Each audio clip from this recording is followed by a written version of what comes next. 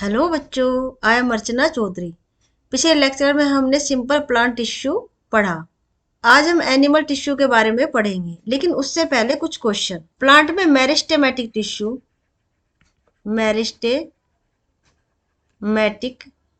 Tissue कितने प्रकार का होता है? सिंपल टिश्यू के टाइप बताओ। वो टिश्यू कौन सा है जो स्टोरेज ऑफ फूड का काम करता है? Storage of food.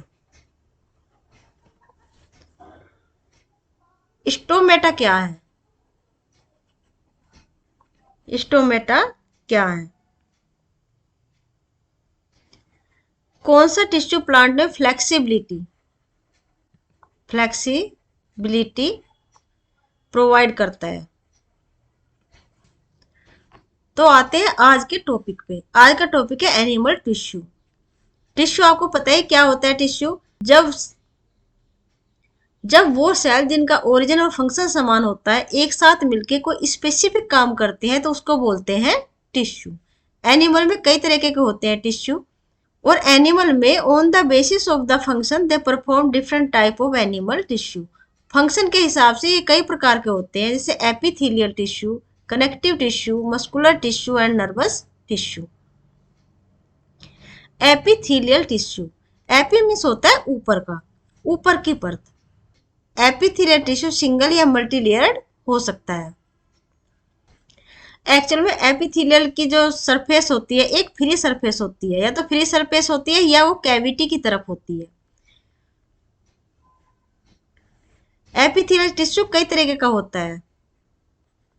Squamous epithelial tissue, columnar,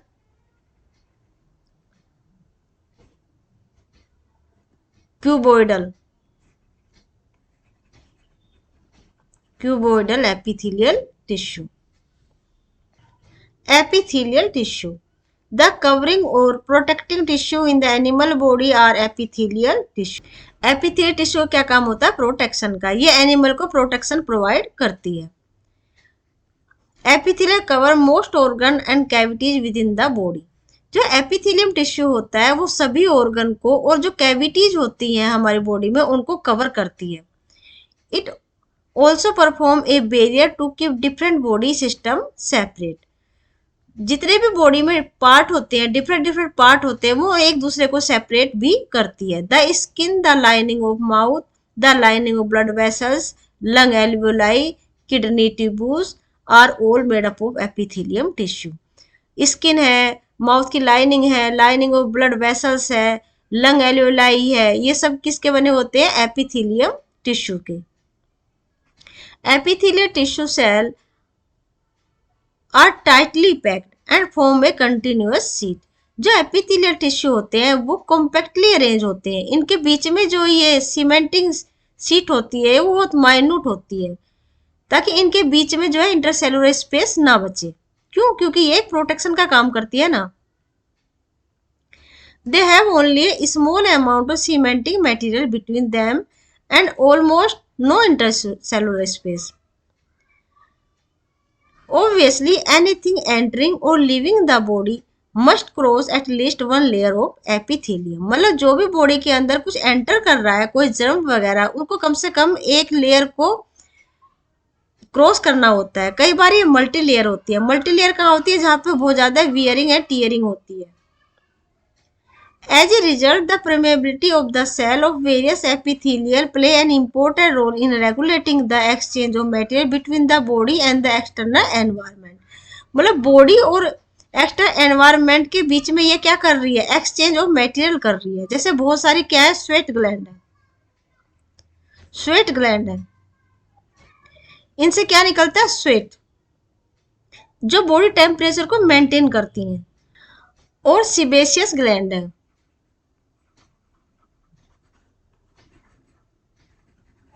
जिनसे क्या निकलता है? ऑयल निकलता है, वैक्स मटेरियल निकलता है, जो बॉडी को चिकना रखता है।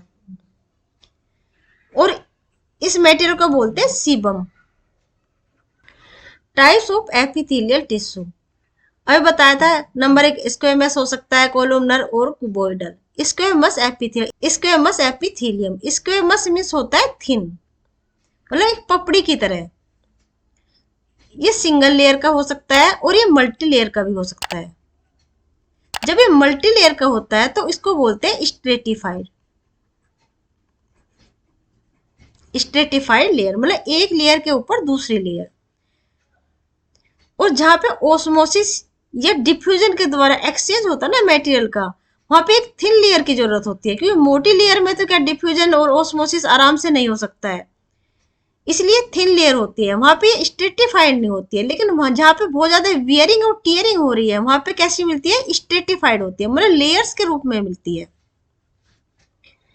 In cell lining, blood vessels or lung alveoli, where transportation of substance occur through a selectively permeable surface, there is a simple flat kind. जैसे एल्वेलाई है, एल्वेलाई लंग्स में मिलते हैं, रेस्पिरेटरी सिस्टम बनाते हैं ना, सबसे पहले क्या होता है, ट्रेकिया, ब्रोंकस, ब्रोंचियोल,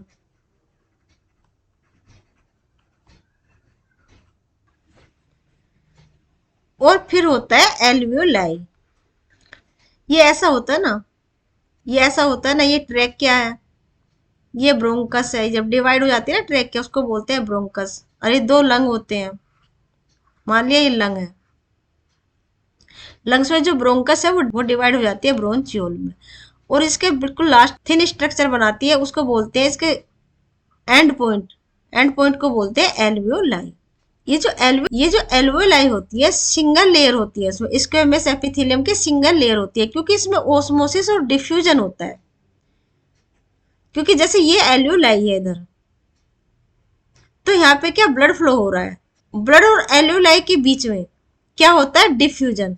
ये प्रेशर ग्रेडियंट के ऊपर काम करती है। जो ऑक्सीजन आई है एल्वियोलाई वो ब्लड में ट्रांसफर हो जाती है, ब्लड से CO2 कहाँ ट्रांसफर हो जाती है, एल्वियोलाई में। तो यहाँ पे एक थिन लेयर की जरूरत है, अगर यहाँ पे मोटी लेयर होगी तो डिफ्यूजन आराम से नहीं हो पाएगा। This is called the simple squamous epithelium. इसको मीन्स होता है स्केल ऑफ स्किन, मतलब स्किन की एक परत। Simple squamous epithelium cells are extremely thin and flat and form a delicate lining. The esophagus and the lining of the mouth are also covered the squamous epithelium. जो esophagus होता है ना, food pipe, इसको क्या बोलते हैं, food pipe, उसमें जो स्क्वेमस एपिथेलियम की लेयर होती है वो स्ट्रेटिफाइड होती है, मतलब ये होते हैं स्ट्रेटिफाइड, वो कई लेयर की बनी होती है। क्यों, क्योंकि वहां पे वियरिंग और टीयरिंग होती रहती है। The skin which protect the body is also made up of squamous epithelium. जो स्किन है, स्किन के ऊपर की जो लेयर होती है वो तो एपिथेलियम में होती है, लेकिन क्या वो स्ट्रेटिफाइड होती है। Skin epithelial cell are arranged in many layer to prevent wear and tear. Since they are arranged in a pattern of layer, the epithelium is called stratified squamous epithelium. उसको कहते हैं stratified squamous epithelium. Number 2, columnar epithelial tissue. इसकी cell जो होता है rectangular होती है, rectangular shape की, और ये काम क्या करती है, एब्जॉर्प्शन का और सिक्रीशन का। क्योंकि ये एब्जॉर्प्शन का और सिक्रीशन का काम करती है, तो इसे एक सैक लाइक स्ट्रक्चर जरूरी है। इसके लिए एक सैक लाइक स्ट्रक्चर होगी तभी तो वो किसी चीज को एब्जॉर्ब करेगी या सिक्रीट करेगी, मगर उसके लिए स्पेस भी तो होना चाहिए ना।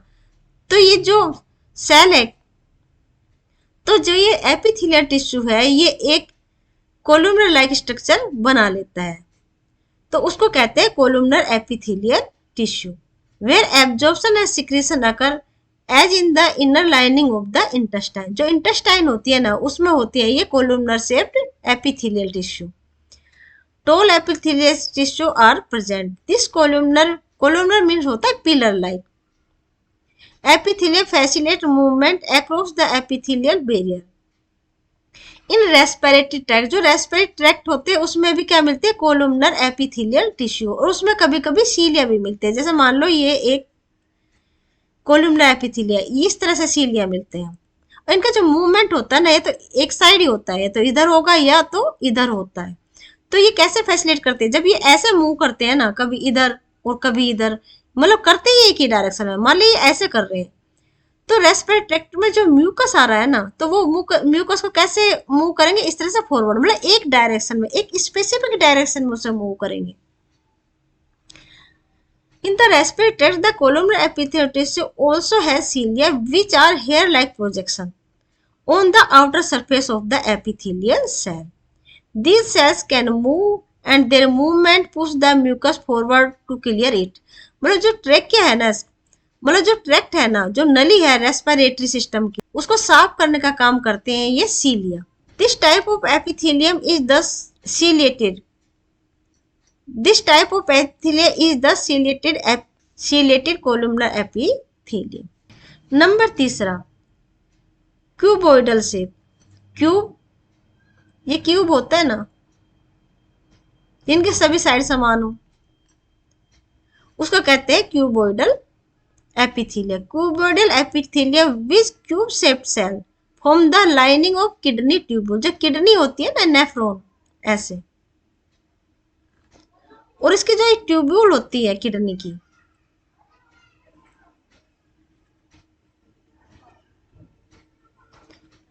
वो किसकी बनी हुई होती है? क्यूबोइडल एपिथेलियम की. And duct of salivary gland. Salivary gland जो माउथ में मिलती है, उसकी जो डक्ट होती है वो भी बनी होती है क्यूबोइडल एपिथेलियम की. Where it provide mechanical support. Epithelial cell often acquire additional specialization as gland cell. कुछ जो क्यूबोइडल एपिथेलियल सेल है ना, वो एक शेप बना लेती है अंदर की तरफ, इस तरह से फोल्ड होकर एक शेप बना लेती है, उसको बोलते हैं ग्लैंड. ग्लैंड जो सिक्रीशन का काम करती है, which can secrete substance at the epithelial